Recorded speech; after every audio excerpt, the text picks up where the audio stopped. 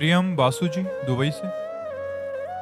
राधे राधे महाराज जी। महाराज जी, भगवान और गुरुदेव एक ही हैं और इनमें भेद नहीं करना चाहिए, ऐसा संत शास्त्र जन कहते हैं।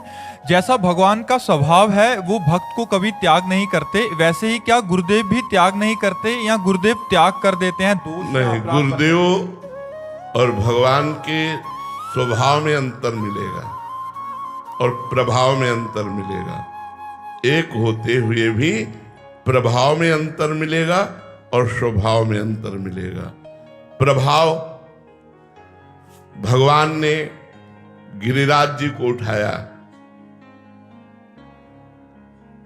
गुरुदेव ने उठाया। भगवान ने कालीदह में कालिया का मर्दन किया, गुरुदेव सांप पकड़ करके कटवा करके जीवित नहीं रह सकते। प्रगट में भगवान ने मुंजा टबी में आग लगी तो अपने मुख में आग पी गए, ऐसा नहीं। भगवान करोड़ों वायुओं जैसे महाबलवान हैं, प्रगट में गुरुदेव ऐसे नहीं, क्योंकि कृपा सिंधु भगवान हरि मनुष्य रूप धारण करके गुरु रूप में आए हैं, तो प्रभाव भी उतना ही। एक सीमित असीम प्रभाव वाले होकर भी एक सीमित प्रभाव दिखाना, और स्वभाव भगवान कभी नहीं त्यागते, लेकिन गुरुदेव त्याग कर देंगे। यदि आप उनकी आज्ञा का पालन नहीं करते, आप मनमानी आचरण करते हो, तो आपको अपने से दूर कर देंगे, निकाल देंगे। और यदि फिर भी आप गुरु निष्ठा को धारण करें, तो गुरुदेव आपका परम कल्याण करके ही छोड़ेंगे।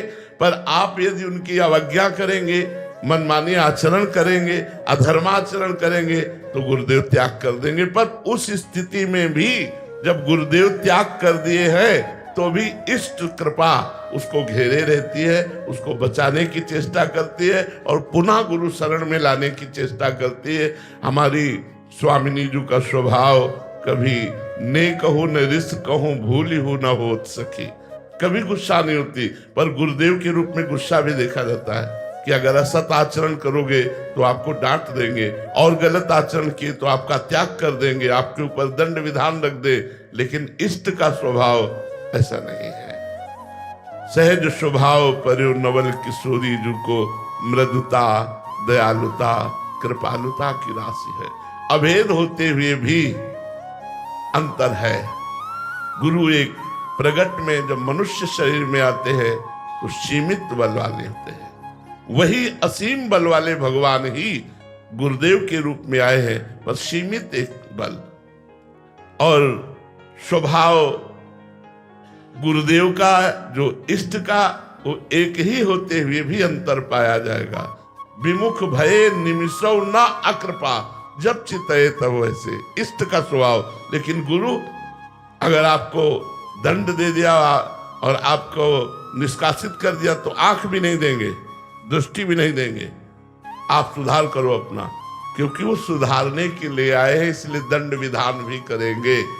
पर गुरु जब कोई हृदय से मान लेता है किसी संत को, तो चाहे जितना वो पतित हो जाए, जब तक उसका उद्धार नहीं होता तब तक वो चैन नहीं लेते। चाहे जन्म भले लेना पड़े, लेकिन वो शिष्य का परम कल्याण कर देते हैं। पर शिष्य का त्याग करते हुए देखा गया, शिष्य को शासन में लेते हुए देखा गया, दंड विधान करते हुए देखा गया। पर अगर शिष्य शरणागत बना रहे, भाव पुष्ट रहे, तो उसका काम बन जाए।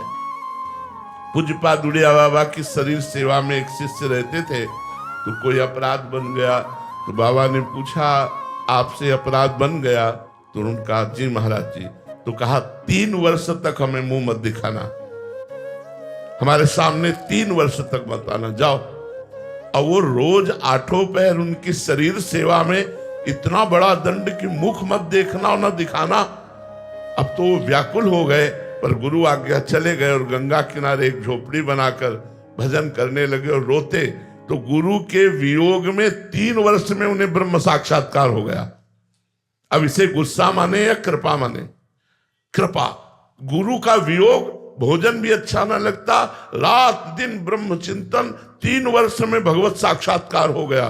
और जब भगवत साक्षात्कार हो गया तब उड़िया बाबा आश्रम जो है उस आश्रम में आकर के फिर दर्शन किए और गुरुजी से कहा कि जो कई जन्मों में काम नहीं बनता, आपकी क्रोध रूपी कृपा ने 3 वर्ष में वो काम बना दिया। तो यदि गुरु हमें त्याग करता है, गुरु हमें कोई दंड विधान करता है, हम गुरु को ना छोड़ें और उनकी आज्ञा का पालन करें तो निश्चित गुरु कृपा उसका काम बना देगी। बिना भगवत प्राप्ति कराए गुरु कृपा हटती नहीं है।